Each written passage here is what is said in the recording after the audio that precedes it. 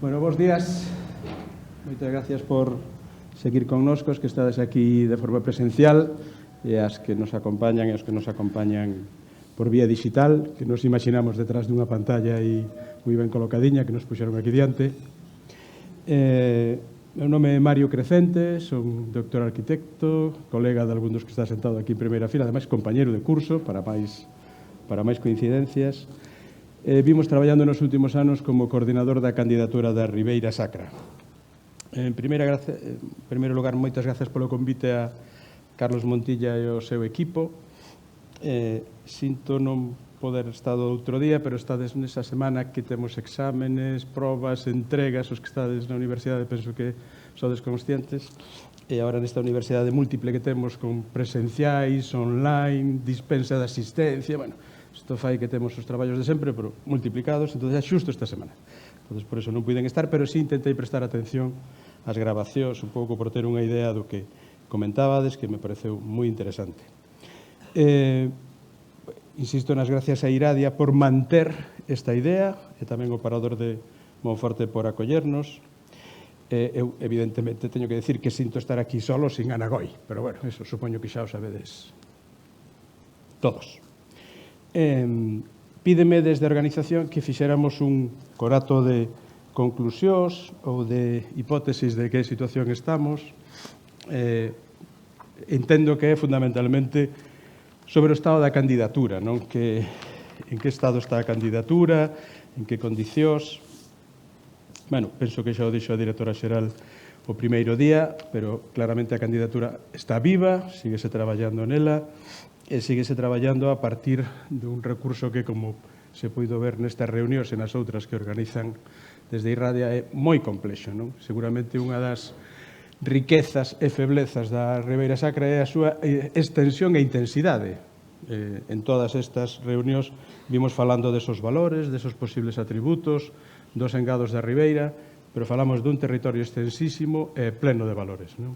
Esa complexidade fai que seguramente sexa máis difícil condensalas, ou usando términos vínicos ou de aguardente, destilalas, e digamos que ahora estamos nesa fase de condensación dos moitos valores que atesoura, de reforzar, intensificar e diferenciar, e, en definitiva, de concentrarse nos seus aspectos esenciais, porque tamén lembro aquí, penso que se dixo nas reunións anteriores, que a porta sigue aberta, no sentido de que o Consello do Patrimonio Histórico Español vende a aprobar, mellor que nai dela o sabe, fai uns anos, que hasta que se tramiten ou se presenten as candidaturas que foron aprobadas por ese mesmo Consello do Patrimonio Histórico Español, non se presentarán novas candidaturas. Penso que se falou tamén que este ano irá a Menorca talayótica, tamén se falou que con un ano de retraso polos problemas de Rusia, que se espera que sexa Arabia Saudí o ano vindeiro, hai debates se van a ser 22, 23 solo agregado ese tema, en calquera caso parece ser que o Estado español só de presentar Menorca talayótica, el olivar está, digamos, en elaboración ou en complexión, sería para o ano seguinte. Despois quedaríamos a ver que sucede co Priorat e coa Ribeira Sacra. Entonces, nós digamos que temos aí unha porta aberta que pensamos que non podemos en ningún caso desaproveitar. Entonces, esa sería unha primeira idea. Unha segunda idea é que para que sirve o proceso. Eu teño que decir que algunha das que está con nós foi consciente desde fai 4 ou 5 anos que empezamos a traballar que desde moitos ámbitos relacionados coa Ribeira Sacra e co proceso se nos decía que o importante era a construcción de todo ese territorio no sentido de construir a participación, os valores, a rehabilitación do patrimonio, a xestión, a dinamización, e eu teño que decir que hai veces que se nos esquece as cousas que logramos, non? Teño que ser así un pouco papista. Vamos a ver a Rumanía cousas que non vemos aquí. Por sorte ou por desgracia tamén traballo en Rumanía e penso que, bueno, carai, penso que estamos lonxe, non? E que todo o mundo ten as súas complexidades. É como que iramos ver. Pero eu queríamos mencionar que detrás de esa candidatura, en primeiro lugar, houve unha declaración de paisaxe cultural única en España, única no Estado español. Quen se atreve a declarar baixo o paraugas, baixo a umbrella da Lei de Patrimonio Cultural, que non é as de paisaxe, que son sempre recomendacións, orientacións, non, a de paisaxe aprobada na Lei da 16 de Galicia ten compromisos de xestión e protección.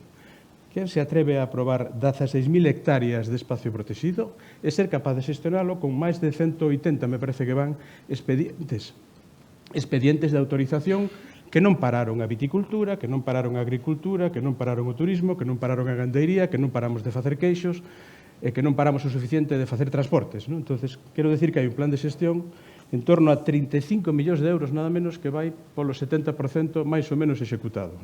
E o plan de xestión non recolle todas as iniciativas que saíron ao redor da Ribeira Sacra nos últimos anos. Penso que Alexandra tamén falaría dun plan de sostenibilidade turística, de uns 2 millóns de euros, que claramente nace desta condición de candidata da Ribeira Sacra, dun plan de paisaxe, dun pacto polo paisaxe en torno a 700.000 euros para melloras ambientais, paisaxísticas, e a cousa non remata aí. Falábanos desde o Caurel da Reserva da Biosfera, falamos, non sei se se dixo suficiente, todas esas accións que desde a Dirección Xeral de Montes se levan a cabo relacionadas co Castiñeiro, etc. E de outra cousa que está pendiente, que consideramos moi relevante para o futuro, que é o tema da mobilidade na Ribeira Sacra.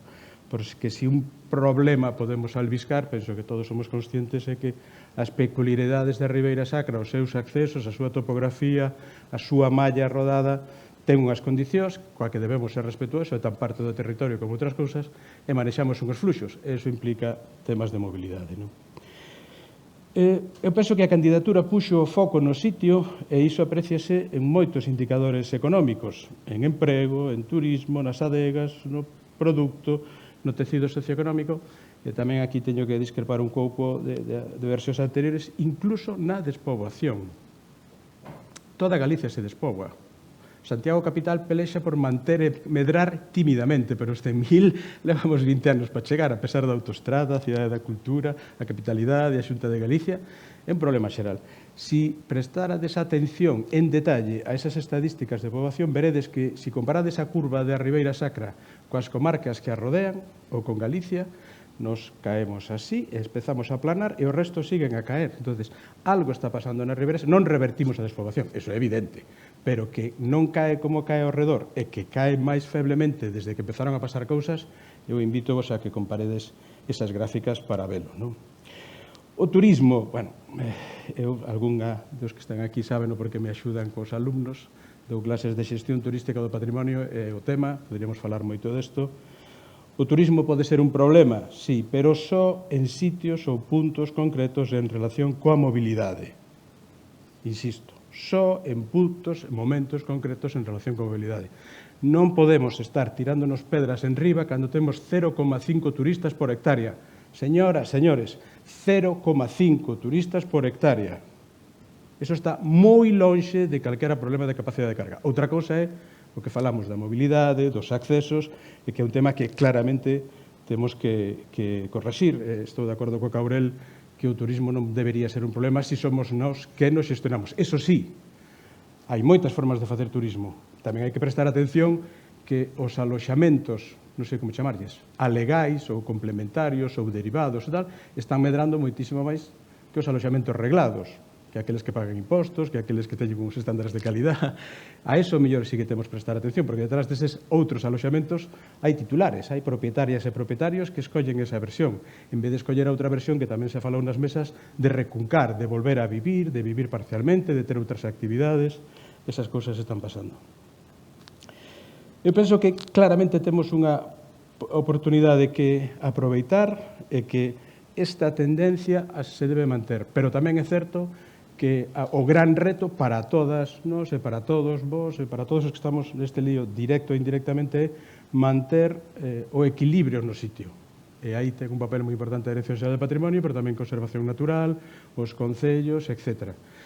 A candidatura está aberta, a candidatura está viva, sexa quen sexa, presentarase no seu momento, pero temos que manter ese coidado polo territorio e que non se nos vaya das maus nin o turismo, nin o queixo, nin o viño, nin a construcción, vale, esas cousas, manter eso é responsabilidade de todas e de todos, especialmente das administracións. E eu penso que seguramente o compromiso máis difícil, porque cando estábamos na primeira carreira, pensando en chegar á meta, parecía que todo estaba ao carón, pero é que temos asimilado que en España a primeira chegada non é a que nos toca habitualmente, e que hai que resistir máis e hai que chegar no momento que cheguemos, 25, 26, coa Ribeira Sacra en perfecto estado de revista.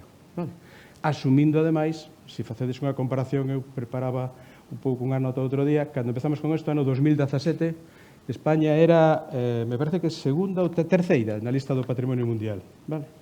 Hoxe xa nos adiantaron outros, estamos empatados co seguinte. Entón, está claro que para o Estado español sempre vai ser moito máis difícil ter novos sitios candidatos e propoñer, sexa que sexa Ribeira Sacra, sexa el Olivar, sexa como sexa. Outro dos temas que se falou e que se falaba esta mañá con Aider Maraña, etc., é sobre a participación, que é unha crítica que eu escoito tamén de forma repetida e que podo compartir máis ou menos. Bueno, primeiro, está claro que a participación é infinda, inesgotable, habrá que facer moita e diversa participación, pero tamén teño que recoñecer que é moi fácil falar de participación desde un despacho para facela nun centro histórico ou na capital madrileña, e outra cousa é facer participación nun territorio de 60 km de longo por 20 e pico kilómetros, coa accesibilidade que temos, coa dedicación que temos e co perfil que temos aquí. A pesares diso, eu teño que dicir que se fixeron 20 e tantas reunións de participación, que houve máis de 400 participantes, que se invitou a moita máis xente, que despois non ven, son estas cousas que pasan, pero que tivemos reunións parciais de grupos, webinars, seminarios, workshop, congresos. Aínda así, asumímolo, nunca é suficiente e seguramente unha das cousas que habrá que aprender é que para todo hai perfis profesionais e tamén para a participación, e que o millor non é só a vontade, a boa intención ou abrir eso ao mundo, sino facer que expertos, que profesionais se fagan cargo de todo ese proceso.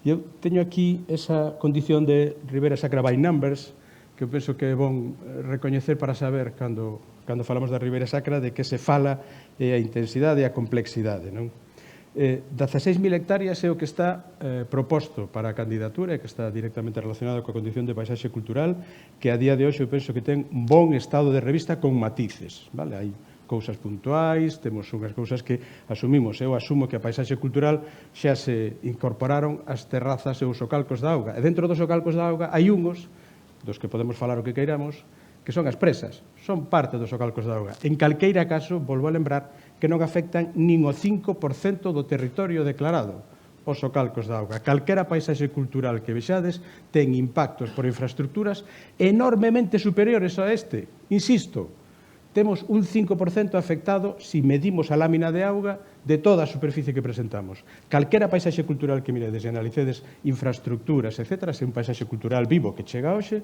vai a ter maiores impactos que eso. Entón, non nos tiremos tantas pedras en riba, coloquemos as pedras para construir. Temos dentro dese ámbito 96.000 parcelas. Non van a ser 96.000 titulares, pero unha pila deles, vale? E a pesares deso, é un tanto que non me canso de repetir, porque me parece máxico, isto xa non é ciencia, isto é maxia, a parcela media, medida con un sistema de información xeográfica, etc., son 394 metros cadrados. A cavadura histórica, prácticamente, que eran 430, vale? Seguimos mantendo unha estrutura parcelaria, 1000 e pico anos despois, alucinante. Non falemos do bosque de Igrexas, que dice o colega Ramón Villares, non falemos dos 200 millóns de anos de comenzo do proceso xeolóxico do Sil, xe o parque enlazamos de alguma maneira, dos 1500 anos de historia do inicio do Monacato, dos 350.000 fogares que alimenta unha das vellas centrais. Empezade a pensar nesas cousas, cambio climático, enerxías, as presas xa foron, eu non vou entrar polo menos na parte política, na dictadura, todas estas cosas, están aí. Que queredes que lle fagamos? Están aí, forman parte do proceso de construcción e impactaron moitos menos no territorio as centrais que o que realmente impactou, que son os socalcos. Algún día, como técnicos, soñamos con medir e podervos dar os datos, para iso fa falta medios e máis traballo, coa axuda de Santé e outros conseguirémelo, pero temos clarísimo que hai moito máis movimento de territorio nos socalcos que nas presas. Hai moita máis modificación, moito máis cambio, moita máis destrucción-creación nos socalcos que nas presas. Iso é unha cuestión de volumen, de movimento de terras, de impacto, etc., etc. Esa sería unha delas. Pois digo, unha das vellas centrais, xa non digo as de recarga nocturna, alimentan 350.000 fogares, unha sola delas. Pensade no que temos por arriba, Ucrania, vai de sí, etc., etc. Despois, outra das cousas que é inesgotable, 70.000 topónimos. Os estudios que nos fixeron os colegas de toponimia identifican, ademais, neste territorio, topónimos únicos, singulares, desos que non aparecen en outros sitios. Igual que hai, identificadas por Pablo Rabil, non especies, pero variantes de especies que viven en espacios como, digamos, biotopos abandonados, perdidos ou con un tempo de non moita interacción humana, que terían valor por si mesmo. Temos máis de 100 miradoiros, definidos como tal, claro, todo é miradoiro, toda a Ribeira Sacra é un miradoiro, pero 100 miradoiros. 85 mosteiros, claro que non están todos habitados, claro que non, pero é que este proceso de transformación, uso, forma parte da historia dun paisaxe cultural vivo, senón sería un paisaxe fosilizado. E o que non podemos é cambiar a Ribeira Sacra que temos. Non vamos a ser patrimonio mundial dicindo que non somos o que somos. Somos o que somos. E nese que somos está que os mosteiros tiveron distintas vidas, hasta ser un parador. Eu non sei cal é a maldición. Que maldición entra no cerebelo de algúns técnicos que asumen que un edificio como este transformado en parador é un pecado á humanidade? Por que é un pecado? É non pecado tiralo? Por que é o pecado que sexa un parador?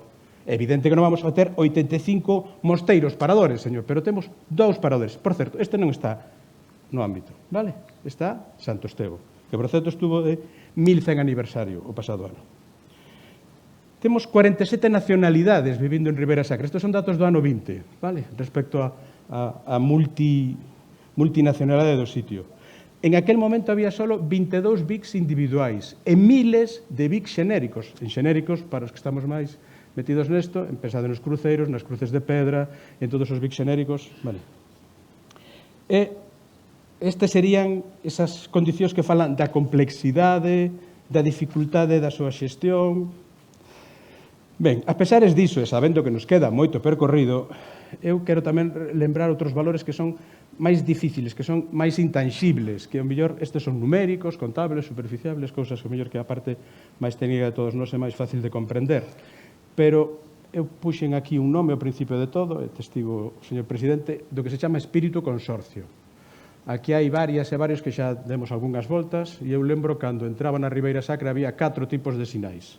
Había Diputación de Coruña, Diputación de Ourense, perdón, Diputación de Lugo, había provincia de non sei que, concello de non sei canto. Isto é de Antonte. E quen dice eso dice conexións, actividades. O espírito consorcio conseguiu que neste organismo de distintas cores políticas, con distintos alcaldes, alcaldesas, concelleiros, pactan e fan cousas que son un modelo, pero ademais, e que ademais se convertiron. Vos, se ora vedes calquera publicación sobre xestión territorial en Galicia, invoco vos a que vexades que o citado regularmente é o Consorcio da Ribeira Sacra. E pasa o mismo co modelo turístico, co traballo de Alexandre e da súa xente. Se hai un modelo de desenvolvemento rural aplicado en turismo, é este territorio que eu penso que se pode aproveitar. E aí, ademais, teríamos que hablar de persoas, como me vou esquecer, non vou decir máis que os que están presentes, pero hai xente aquí, Flora, vexo a filla, etc., xente que leva moito tempo construindo ese Ribeira Sacra común. E hai unha serie de nomes que eu penso que serían relevantes. Incluso no turismo rural. Hoxe o turismo rural de Galicia está presidido por un colega de toda esta xente que, ademais, ten outras condicións persoais que fan todavía máis miracoloso que se poida ser presidente do turismo rural de Galicia en esas condicións peculiares que el ten ou alentadoras, non?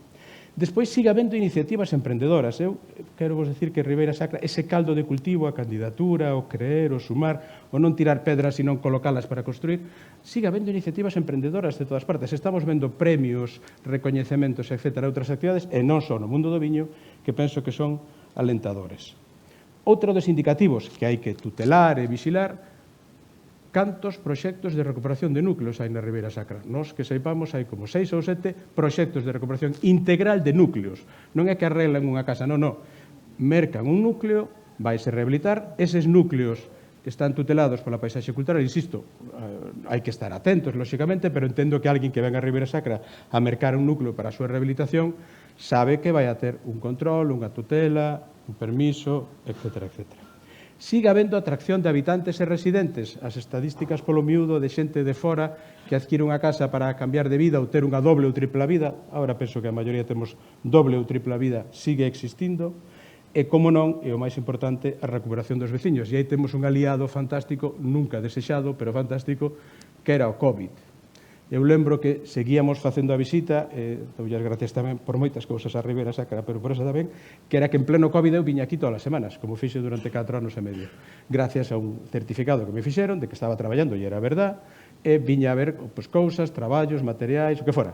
E ver como a xente no COVID veu para a Ribeira Sacra, recuperou o contacto coa casa familiar, o paternal, o que sexa, e de aí se reenganchou, pois eu penso que ese é un fenómeno que casi todas ou todos coñecedes e podedes valorar. En resumen do anterior, é certo que nos queda moito marxe de millora, é certo que o máis importante de todo é que haxa xente vivindo na Ribeira Sacra, first point. Deixamos aí por xentileza da Dirección Xeral de Patrimonio uns libros que algúns collestes. Eu convidaba a algún dos asistentes que me enseñaron libros e o colleron. Moitas gracias. Uxío, que pongo o libro? Como se titula? Moitas gracias. Persoas que pintan a paisaxe, People Painting the Landscape. Saliunos unha cousa mal cando puxemos este título porque se estrenaba a película de Robert De Niro, que era un tipo que pintaba casas, pero era unha interpretación. Estuvemos preocupados con isto pola entrega a UNESCO, pero bueno, que conste que a idea é a xente a que fai esta paisaxe. Ten que haber xente, decía ben Cheche antes, se non hai xente vivindo que teña unha expectativa de vivir, o resto non é posible. Eu penso que hai un camiño, que nos queda moitas cousas que facer, sobre todo que hai que manter o cuidado e interés mentre se termina de decidir, concretar, destilar, perfilar a candidatura, coa axuda de todas e de todos. No expediente anterior chegamos a ser 40 e tantas persoas que directamente contribuíron para o dossier, para as contestacións, para as alegacións, para as visitas, para as reunións. Eu penso que nese equilibrio debería estar a solución, e que en calquera caso, para min, o balance destes anos é, ao meu entender, claramente positivo polo territorio. E que se hoxe se fixera unha enquisa comparada coa enquisa que se fixo cando empezamos, penso que teríamos moita máis xente a favor do proceso, a pesar das complexidades, a pesar do fracaso neste momento ou da non consecución no primeiro ano, pero penso que esa xente que se podría consultar no territorio tería unha opinión en xeral máis favorable para a candidatura. Eu espero que se consiga, fundamentalmente porque a xente e a Ribeira Sacra merecen esa candidatura, e o que pediría é que, ademais de tirar alguna pedra que ben porque te espabila, millora, faiche prestar atención, que se as colocamos e construímos, que sempre é máis fácil, porque ao final que nos evalúan non somos nós a nos mesmos. Vos, na outra visita tivemos un evaluador corso, un evaluador peculiar, pero non é o único, evidentemente. Despois ten que ir ao comité, temos todo tipo de avaliadores. Entonces, pensade en esa capacidade de construción, aínda que non seña por outra cousa, solo porque a Ribeira Sacra e a xente que a habita merece sobradamente a candidatura e a condición. Tentei facer unhas conclusións, Luís. Ben feitas as conclusións, nada que añadir por esa parte. Penso que unhas boas conclusións, tú que conoces perfectamente o territorio, só che falta empadronarte aquí, porque levar xa moitas horas dedicadas a Ribeira Sacra, que estamos moi agradecidos. Por a miña parte, eu son, ante todo, veciño de Ribeira Sacra, pero me toca estar aquí agora como parte institucional ou política. Lóxicamente, agradecerche o traballo de resumir, como acabas de resumir o falado nestas dúas xornadas, é o traballo que levas feito durante moito tempo. Lóxicamente tamén agradecer a Irradia, a Carlos Montilla e a todo o seu equipo a aposta por este territorio. O foro que leva 3 edicións é algo máis do traballo que están facendo aquí. Empezaron con uns concertos que se facían en varios puntos de Galicia, e entre eses puntos estaba Ribeira Sacra, un título moi bonito que era que el baixo a vide, e facían concertos con denominación de origen. Entonces facíanse concertos en territorios amparados por unha DO, e dentro dese ciclo de concertos facían nunha adega de Ribeira Sacra. A raíz deses concertos baixo a vide naceu o Festival de 17 grados, que está completamente consolidado. O Festival de 17 grados que impulsa de un modo moi decidido este territorio, é dicir, fanse concertos en puntos emblemáticos do territorio e en concellos diversos. E como un fillo dese 17 grados naceu o Foro Territorios Patrimonio, que de algún modo serviu tamén para irmandar territorios que son patrimonio da humanidade ou que van a ser. Aquí participaron nos 3 anos que se deixan feito portugueses, catalás, valencianos, menorquines, é dicir, candidaturas que xa están, que xa son patrimonio da humanidade, candidaturas que están no proceso que estamos nós, digamos, de finalistas, e candidaturas que están na lista indicativa, tanto españolas como de fora de España. Entón, agradecer novamente a Irradia a aposta e este tipo de evento tan interesante que nos está facendo ano a ano. Quedamos citados xa para 2024 nunha nova edición, e, lóxicamente, agradecer a todos os ponentes, porque sin ponentes non habría foro, e os participantes, que neste caso 2 tipos de participantes, gracias ao COVID se pode facer eso, que agora, no caso meu, como político, temos xa máis reunións telemáticas que presenciais, e ao final sacamos tamén moito rendimento delas, porque non tens que desplazarte, falas na casa ou falas no despacho do Concello. Participamos moita máis xente, porque ao ser presenciales moitas veces non podías ir. En este caso, como pasou onte, tuvemos unha persona que participou neste foro e ao mesmo tempo, aos 5 minutos, participou noutro. Eso sería impensable sendo de modo presencial. Entonces, gracias a todos os que fixestes posible esta nova edición. Como digo, quedamos citados para unha nova edición, e Ribeira Sacra está a vosa disposición para que veñades cando queirades.